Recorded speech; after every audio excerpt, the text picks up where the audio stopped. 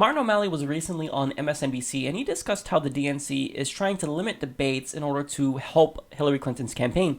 Now, in doing so, he made the assertion that he challenged Bernie Sanders to an individual debate, since there's so little debates, and Bernie Sanders declined. Now, he also had an exchange with Howard Dean. So I'm going to show you the video, and then we'll come back, and I'm going to go ahead and break it down, because there's a lot that just is not true and incorrect in this video. You say that the strategy for the Democratic debates is designed to limit viewers. Why? Because they were trying to circle the wagons around this year's inevitable frontrunner, Hillary Clinton. And I think that the party leaders, or I should say the party leader, Debbie Wasserman Schultz, is doing a terrible disservice to the public. I mean, look how many debates the Republicans have had, and they schedule them on weeknights. We are the Democratic Party, not the undemocratic party. We should be having at least as many debates as they've had. But in the debates that we have been allowed to have, although they are hidden on Saturdays, nonetheless, people here in Iowa and people in New Hampshire have been going out of their way to do their due diligence. And we have one more debate coming up in South Carolina. So I continue to put forward our message that what our country needs right now to move us forward and out of these rather self-defeating and divided times is new leadership. Not more years of divided and polarized governance, but actually new leadership that can pull us together. As a former governor, as a mayor, I've done that, and that's what I have to offer our party and our country. Well, fortunately, we have a ex-DNC header here. So what do you make of that? Well, I'd actually like to get Martin to comment on this if he's still on. Every candidate says that the DNC is against them. I had a referee between President Obama and Hillary Clinton, and they both thought I was in the tank for the other one.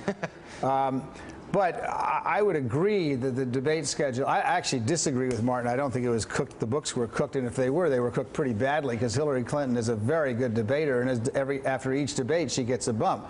So if this was a strategy to help Hillary Clinton, I don't think it has. But it is true. You have to admit, Martin, that it is true that every candidate complains about the DNC favoring the other candidate, right? Yeah, but it's also true that we've never had so few debates. Can you ever remember a time when the people of Iowa and New Hampshire were each told they only get one debate? So that's a question I have for you. Why not? Look, I mean, this happened. I was actually the architect of the 6 debates. It was actually to protect our candidates from all the organizations that demanded it. But my prediction was, which so far hasn't come true, is there were in fact going to be lots of debates. I mean, if I were you, I'd get together with Bernie and say, we're going to have a debate. Hillary, you're invited to come. If the DNC doesn't like it, too bad. Yeah, you think I haven't done that? Yeah. I've done that. I asked Senator Sanders. Senator Sanders didn't want to do more debates either. He kind of liked where it is. But hey, look, all of that is what it is. The concentration of power and wealth in our economy, that same concentration of power and wealth is happening in the Democratic Party. And you know what? I don't care. The people are going to decide. And I'm going to go out and I'm going to campaign in Iowa. I'm going to make my case to the people of New Hampshire, South Carolina, and Nevada. And I believe that people understand that just as their economy is rigged, so too sometimes can be their politics. And I'm going to continue to call forward the goodness in the hearts of Americans. I'm going to advocate for a 100% clean electric grid. And I'm going to put out the better path for our party. And I believe that people are going to surprise the pundits and the bigwigs in Washington who thought they were cute by trying to limit these debates, hide them behind football games, and Frosty the Snowman. We're going to let the people decide. Okay, so overall, Martin O'Malley is correct and Howard Dean is wrong. And in fact, Howard Dean really shows everything wrong about the DNC and the Democratic Party establishment. They think that we're stupid. They think we're naive.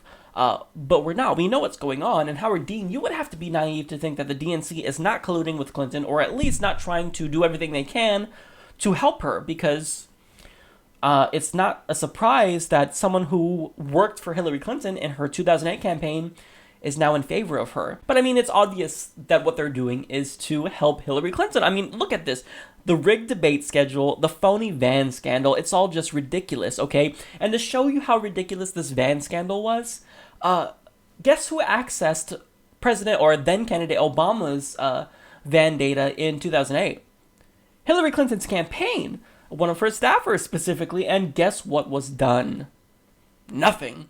Hillary Clinton was not punished for that. So, I mean, clearly they're doing everything they can because they're scared of Bernie Sanders because he's raising lots and lots of money in spite of not having a super PAC. And also, the progressive movement is growing so large, the Democratic Party may not be able to contain it. Now, furthermore, Howard Dean is obviously an establishment hack. I mean, he was the former DNC chair, so of course he is loyal to them. The Democrats don't get to be cocky when they've lost so many elections. I mean, you guys get hammered every midterm election, and that's because you guys don't do enough to inspire voters at all. I mean, why would we vote for moderate Republican candidates just with a D in front of their name? We don't. I mean, look at Allison Lundergan Grimes. Look at the other candidates that they put up in 2014. Terrible, terrible choices. So you guys don't get to be cocky anymore, okay? We're done with that. Now, furthermore, when Martin O'Malley stated that he did challenge Bernie Sanders to a debate, but Bernie Sanders declined, there's a really distinct reason for that. And Martin O'Malley and Howard Dean both know about this. The problem is not the number of six debates. That's paid for by the television studios. They're going to do that. The problem is the so-called exclusivity rule, and that they should get rid of. There's a rule of the DNC which is different than what we had, which is if you participate in another debate, then you can't participate in these 6 debates. Gotcha, bitch. So not only did the DNC limit the number of debates, but they actually banned candidates from participating in non-DNC-sanctioned debates. So in the event that CNN, let's say hypothetically, wanted to hold a Democratic debate that the DNC was not sanctioning, well, then the candidates would then be banned from any future DNC-sanctioned debates. Now, if you're banned from the DNC-sanctioned debates, which are arguably the most important, you effectively kill off your campaign because you don't get that national platform. And candidates such as Bernie Sanders and Martin O'Malley, they need to participate in those debates. Now, furthermore, Martin O'Malley, you're not going anywhere with your campaign. I mean, you've participated in multiple debates. You've been presumably campaigning. I mean, I don't know what else you're doing right now. But your campaign is just not doing well. And it's because we know you. I mean, you're Obama Jr. over there. You're going to get in. You're going to campaign as a progressive. You're going to get in, and you're going to flip on us.